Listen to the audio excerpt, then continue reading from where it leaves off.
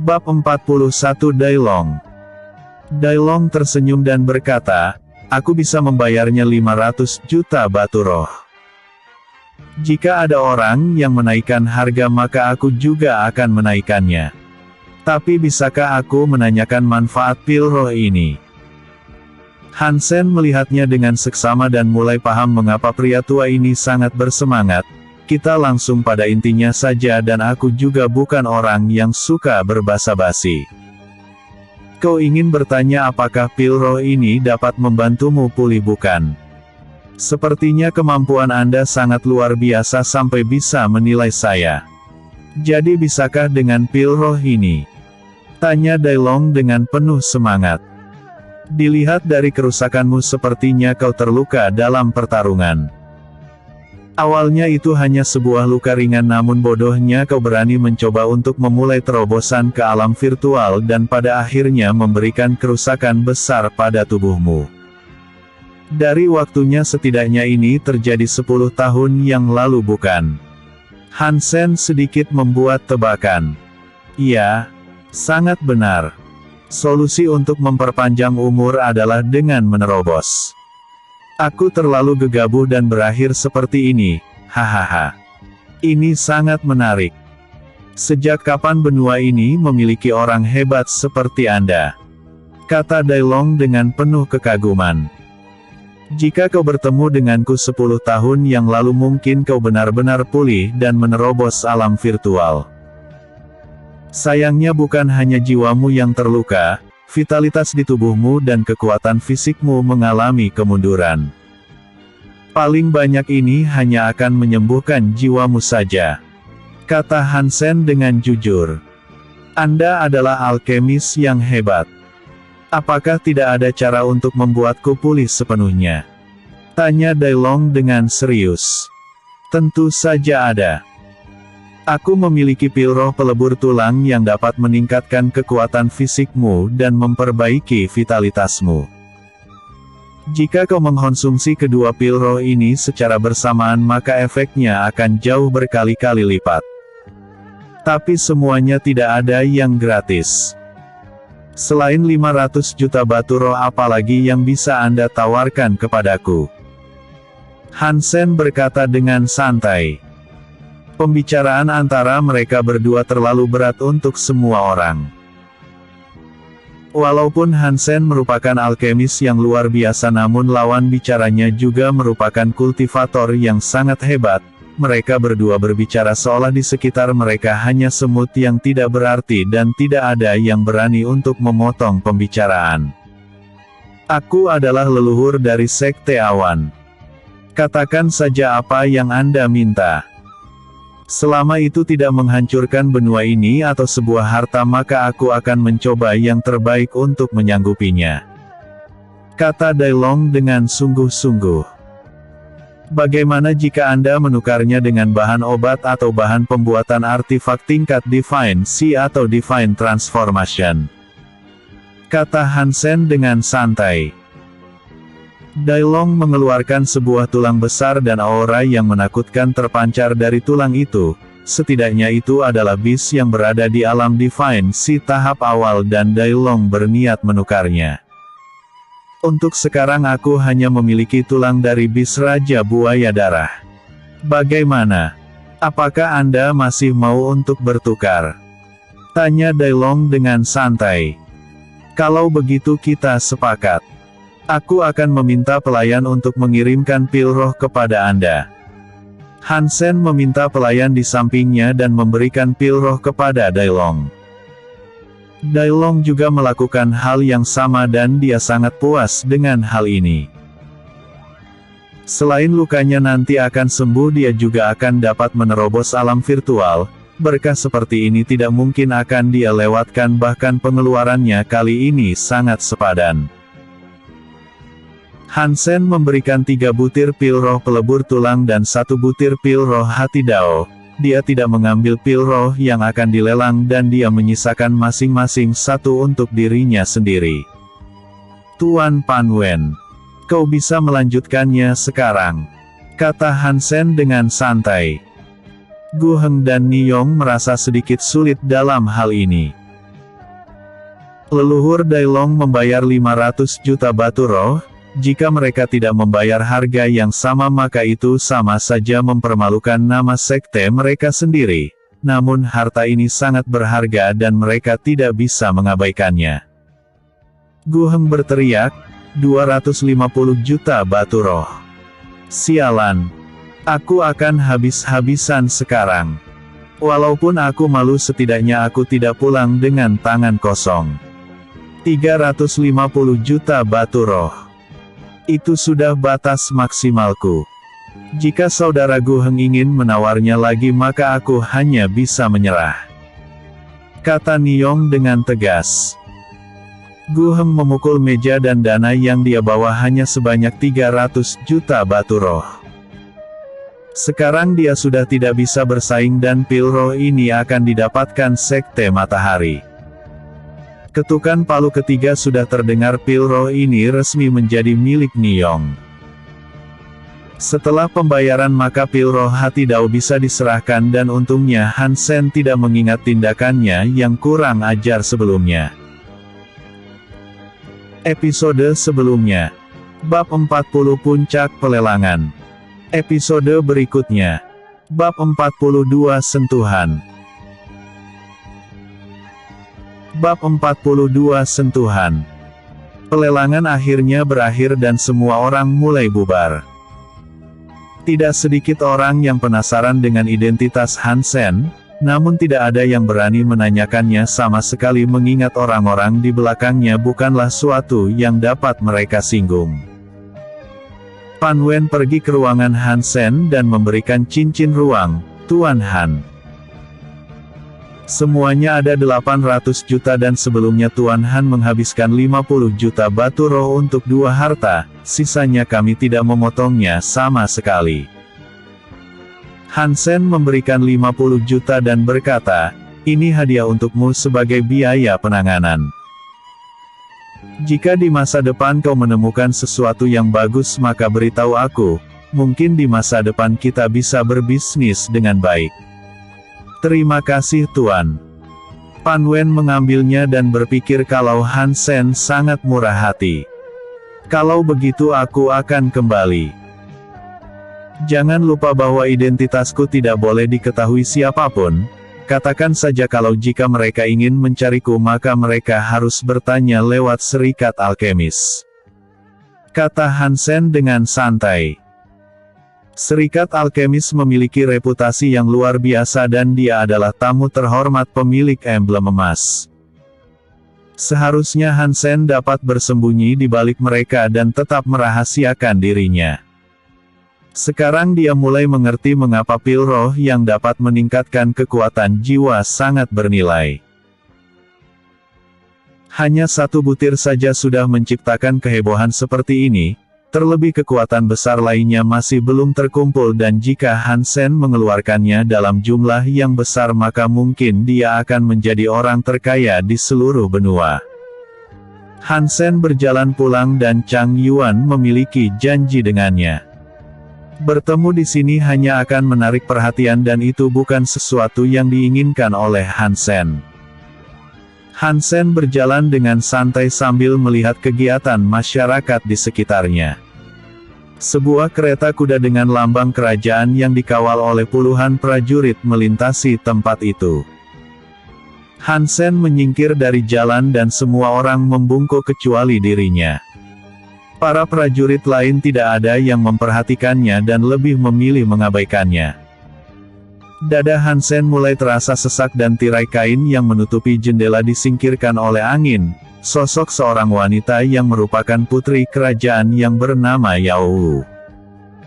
Pesona yang ditunjukkan Yao Wu sangat luar biasa cantik. Rambut hitam yang panjang dan halus, serta ekspresinya seperti bunga di musim semi yang baru mekar. Kecantikannya bisa dikatakan yang berada di peringkat teratas. Namun sayangnya dia dikenal sebagai Tuan Putri yang bodoh. Mata Yao Wu dan Han Sen sekilas bertemu dan tanpa sadar air mata Han Sen keluar. Kereta itu bergegas lewat dan Han Sen tidak bisa melihat keindahan yang sudah lama dia rindukan. dia menyeka air matanya dan berjalan pulang. Takdir memang lucu. Tapi sayangnya kau bukan dia. Tidak sekalipun aku melupakanmu dan bahkan sampai saat ini kau memberikan luka yang luar biasa. Hansen mulai mengingat masa lalunya yang tidak menyenangkan. Setelah beberapa waktu akhirnya Hansen kembali, di halaman Chang Yuan dan Dai Long memberikan salam kepadanya.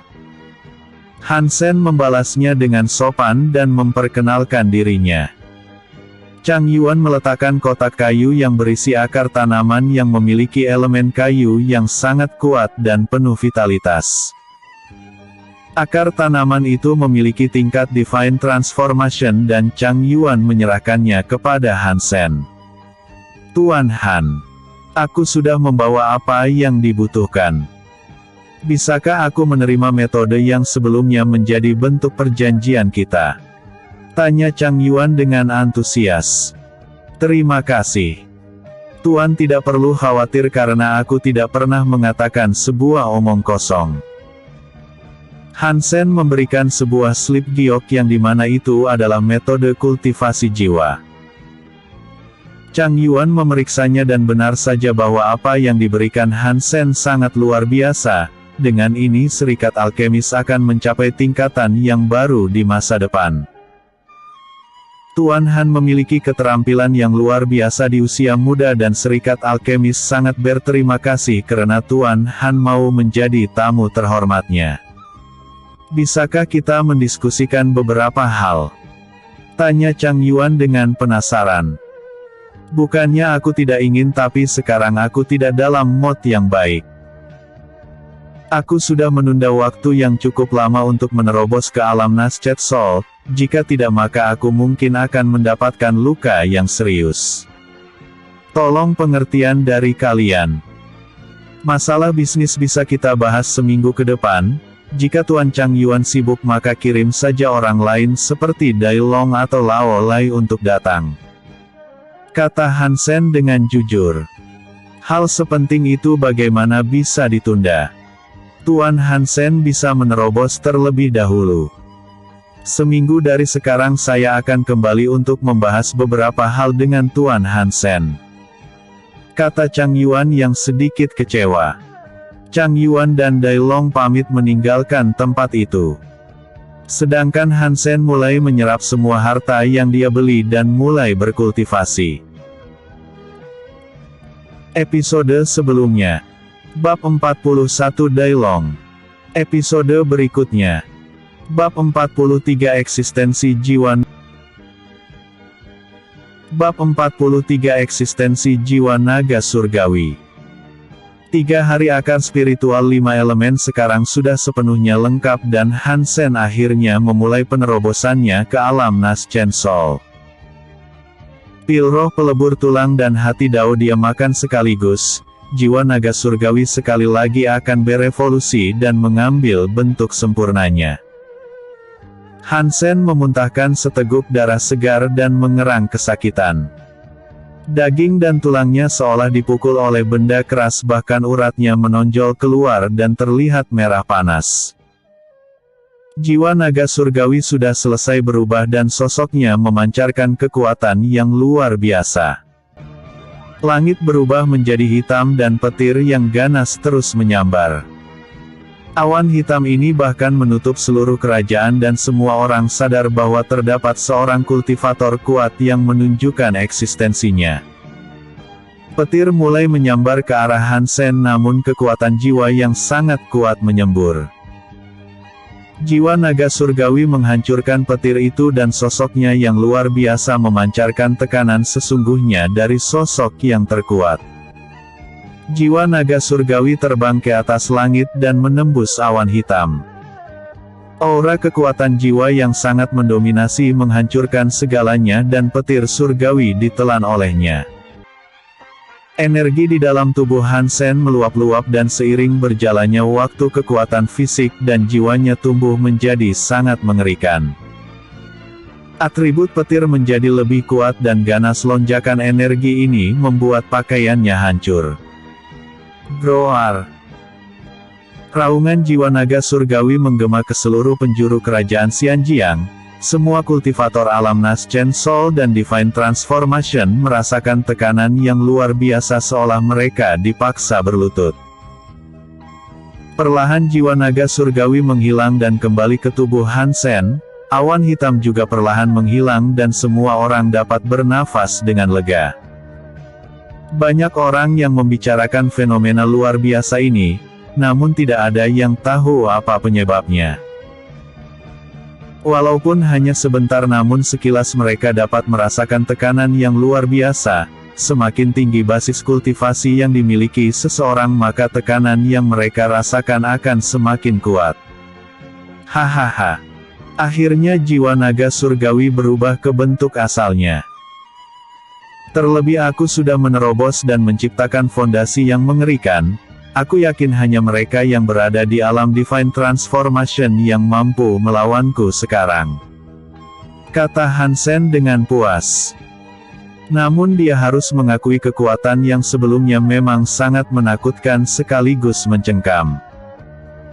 Namun untuk semuanya dia sangat puas mendapatkan pondasi yang kuat dengan tubuhnya yang sekarang. Di sisi lain di kediaman keluarga Luo semua orang menjadi sangat heboh. Kepala keluarga Luo Yun dan Luo Feng dipaksa berlutut dengan kekuatan yang luar biasa itu. Luo Yun memerintahkan para bawahannya untuk menyelidikinya dan dia juga memiliki tanggung jawab sebagai jenderal besar dari kerajaan. Namun dari sekian banyak hal yang mengejutkan dirinya, dia jauh lebih terkejut melihat Luo Feng yang juga mendapatkan tekanan sampai berlutut. Bahkan seorang master alam divine si jika memamerkan bentuk jiwanya, tidak seharusnya Luo Feng tertekan seperti ini mengingat jiwa naga bumi yang melindunginya. Sebenarnya raungan bis macam apa yang dapat membuatmu tertekan? Bahkan jiwa naga bumi tidak berani keluar sama sekali untuk menunjukkan wajah. Kau sangat pintar seharusnya kau tahu itu bukan? Tanya Luo Yun dengan penasaran. Aku bukan dewa yang tahu segalanya. Aku juga baru tahu kalau ada jiwa sekuat ini. Luo Feng berkata dengan kesal. Bahkan setelah mendapatkan tubuh baru dan hidup sebagai anak dari keluarga Luo, dia tidak memiliki pengetahuan apapun dan baru merasakan sensasi hebat semacam ini. Namun dia memiliki pemikiran yang tajam dan menganggap bahwa semua ini bukanlah kebetulan semata. Dari munculnya pil roh yang dapat memperkuat kekuatan jiwa yang sebelumnya bahkan tidak pernah ada, sekarang jiwa bis yang sangat kuat muncul entah dari mana dan memancarkan kekuatan yang sudah di luar akal sehat. Dari sekian banyak hal Luo Feng hanya dapat memikirkan satu hal yaitu sosok pria misterius yang bertemu dengannya di gunung. Pria itu dapat menilai kondisinya secara langsung bahkan dirinya anggap sesuatu yang tidak spesial. Bahkan jiwa naga bumi yang dikenal yang terbaik bukan sesuatu yang spesial di depannya. Orang itu sangat kuat dan bahkan bagi dirinya sulit untuk menilainya, namun Luo Feng akan tetap merahasiakan untuk dirinya sendiri. Bagaimana dengan Wu Tian? Apakah dia sudah berhasil? Tanya Luo Yun dengan penasaran. Pangeran pertama sudah memiliki dukungan dari salah satu penjaga kerajaan. Kita mungkin harus mempersiapkan diri dalam bertarung. Kata Luo Feng dengan jujur. Semua itu tergantung padamu. Ujian akademi kerajaan akan segera dilakukan. Pada saat itulah kami membutuhkanmu untuk membunuh pangeran kedua. Terlebih kolam revitalis sangatlah berharga. Jangan sampai gagal dalam melakukannya. Kata Luo Yun dengan tegas. Baik ayah. Luo Feng memberi hormat dan pergi. Episode sebelumnya. Bab 42 Sentuhan. Episode berikutnya. Bab 44 Latih Tanding.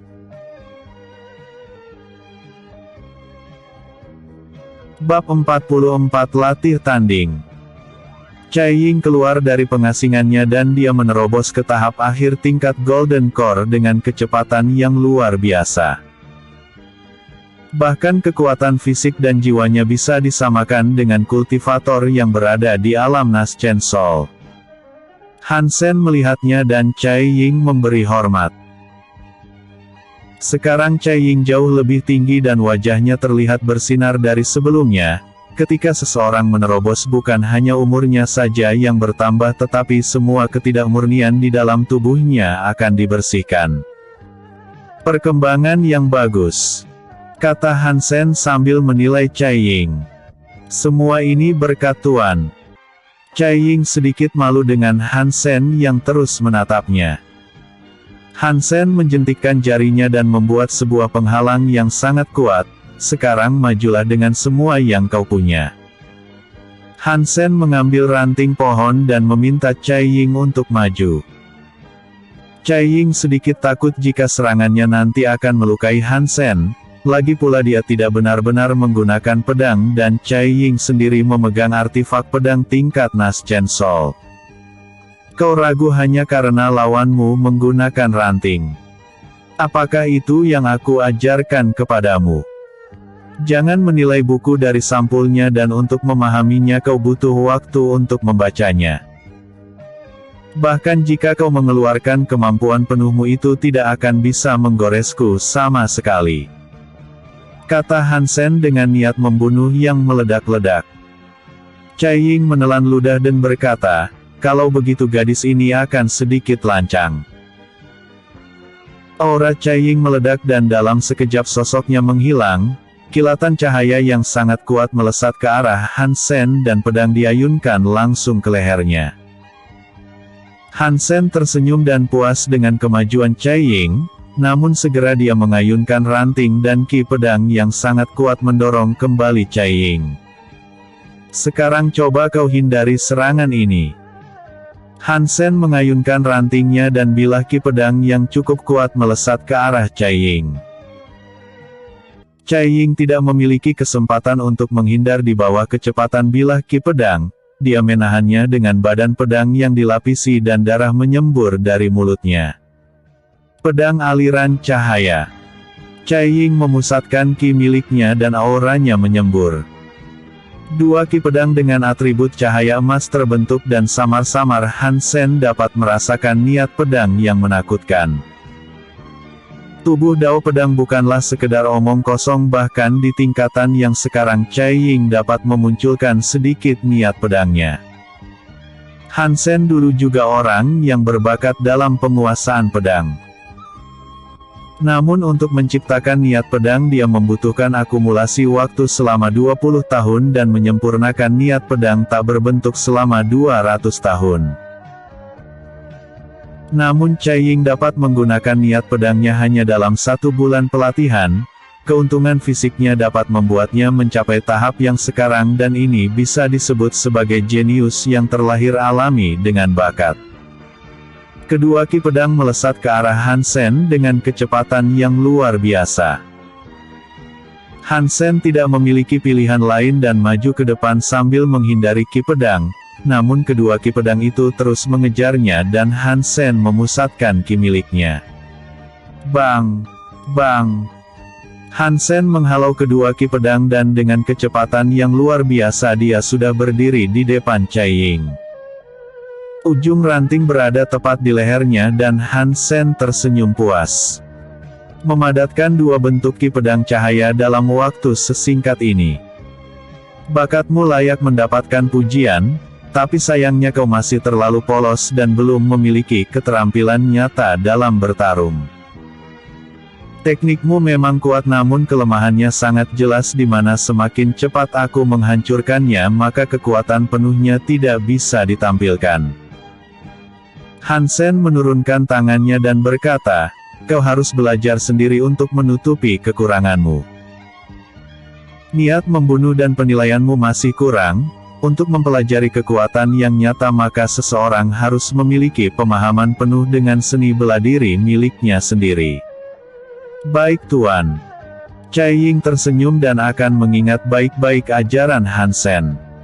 Sesuai dengan harapannya bahwa Tuan yang dia ikuti sangat kuat.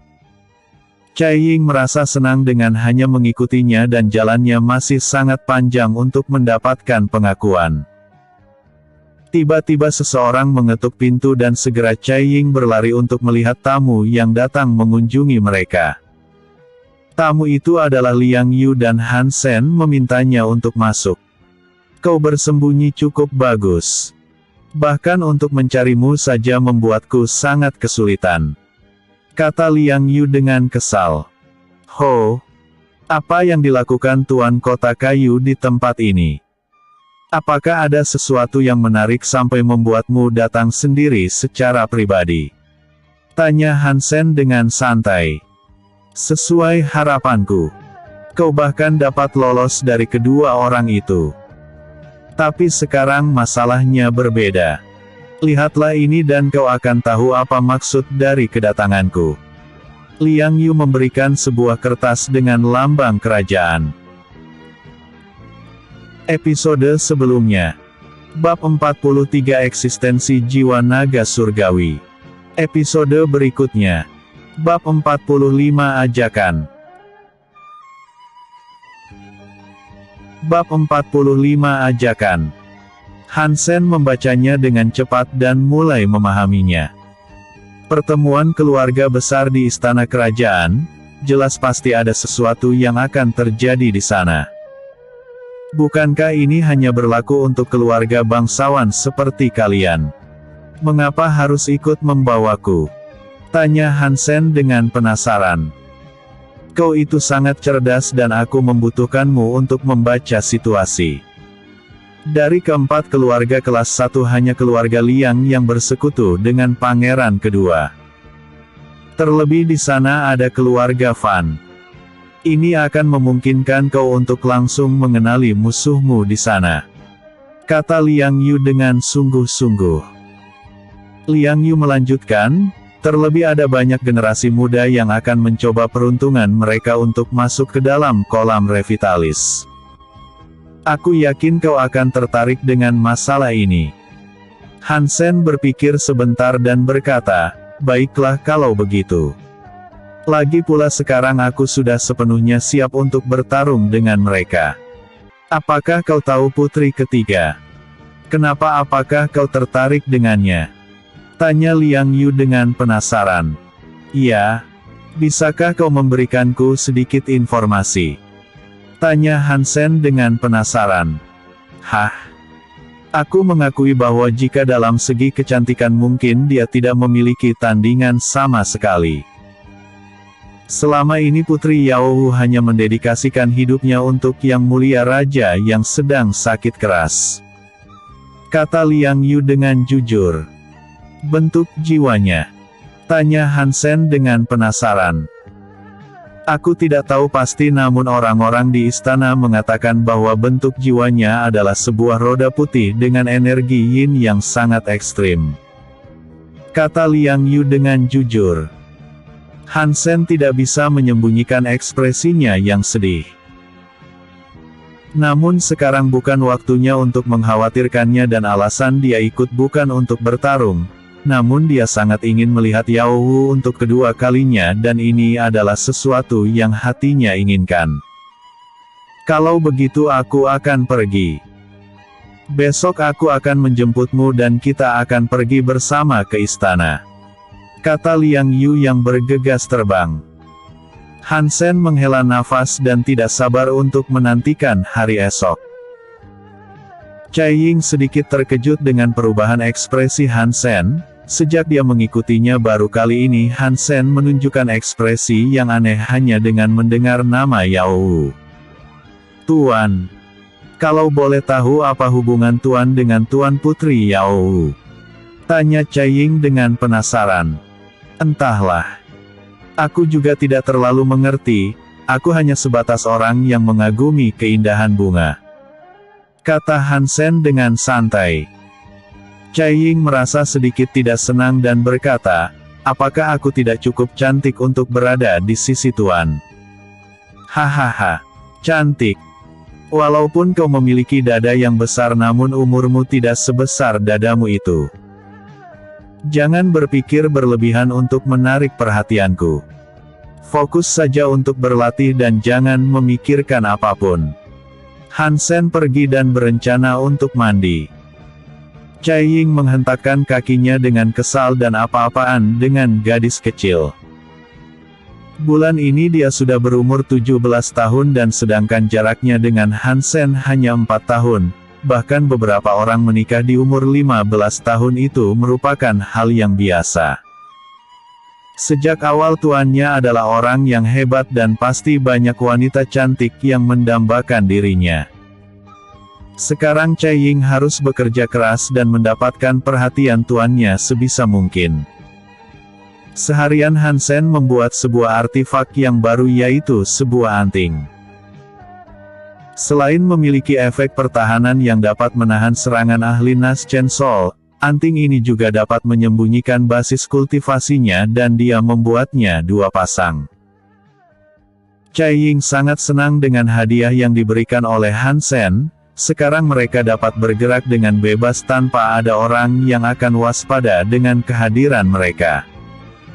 Hansen menceritakan masalahnya kepada Cai Ying dan memintanya tetap waspada. Lagi pula mungkin akan terjadi pertarungan yang tidak diinginkan. Hansen sudah membunuh 2 tetua mereka dan dendam harus segera diakhiri sebelum masalah lain bermunculan. Hansen duduk di kamarnya dan Cai Ying membawakan teh untuknya. "Tuan, jika besok pertarungan terjadi maka biarkan saya bergabung dan berbagi kesulitan dengan Tuan. Kau hanya perlu melakukan apa yang aku perintahkan dan jangan bertindak apapun dengan membuat keributan. Serahkan saja semuanya kepadaku dan terima kasih karena peduli." Hansen cukup menghargai kebaikan dari Cai Ying. Cai Ying akan mengingat baik-baik apa yang dikatakan oleh Hansen dan tidak akan berbuat buruk. Keesokan paginya Liang Yu menjemput Hansen membawa kereta. Mereka bertiga bergegas pergi ke istana kerajaan dan Hansen tidak sabar untuk bertemu dengan Yao Wu untuk mengkonfirmasi apakah tebakannya benar atau salah. Semua murid jenius dari Akademi Kerajaan juga ikut berkumpul untuk seleksi dan mendapatkan kuota masuk ke dalam kolam revitalis. Hansen sendiri tidak tertarik namun ini akan menarik bagi Cai Ying untuk mencari pengalaman. Episode sebelumnya. Bab 44 Latih Tanding. Episode berikutnya. Bab 46 Konflik Aula Istana.